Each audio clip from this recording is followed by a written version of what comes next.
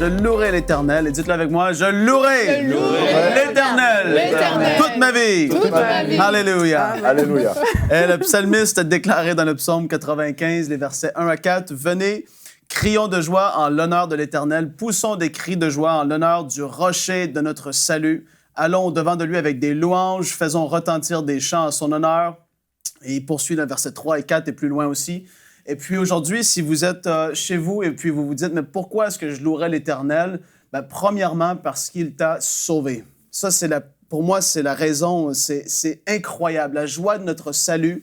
Si vous avez perdu la joie de votre salut, vraiment, je vous encourage à commencer à louer le Seigneur et à vous rappeler, il vous a sauvé. Il vous a racheté. Il y a une éternité qui est devant vous. Si vous gardez la foi jusqu'au bout, vous allez passer l'éternité avec Dieu. C'est énorme. Moi, je pense à ça dans ma voiture parfois et je me mets à louer le Seigneur juste parce qu'il m'a sauvé. Tu as la certitude de ce qui est devant toi. Tu sais que peu importe ce qu'il arrive, il est avec toi et tu es sauvé. C'est absolument glorieux.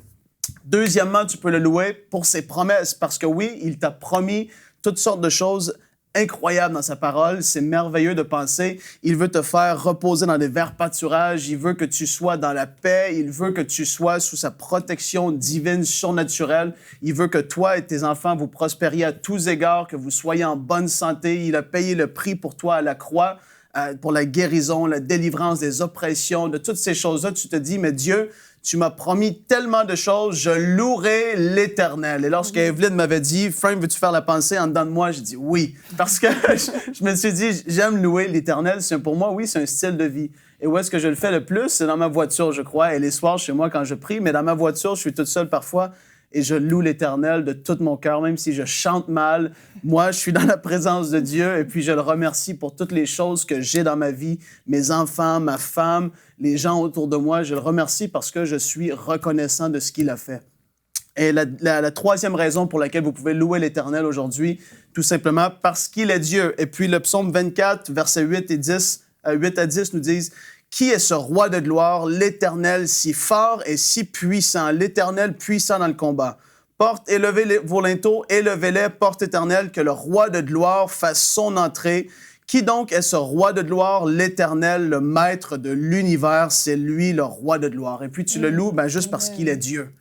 Parce qu'il a tout entre ses mains. C'est lui qui a fait que ce matin, le soleil s'est encore levé. C'est lui qui fait que l'univers en entier reste parfaitement aligné. C'est lui qui a tout créé. C'est lui qui, au moment où on se parle, il est assis dans le ciel sur son trône de gloire. Les anges le louent parce qu'il est 3 fois saint. Tu te dis, mais Dieu, tu es Dieu.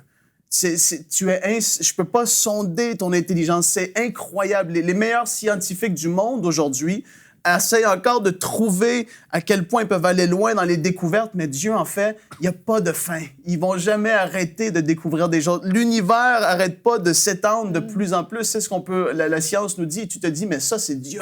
Ça, c'est mon Dieu.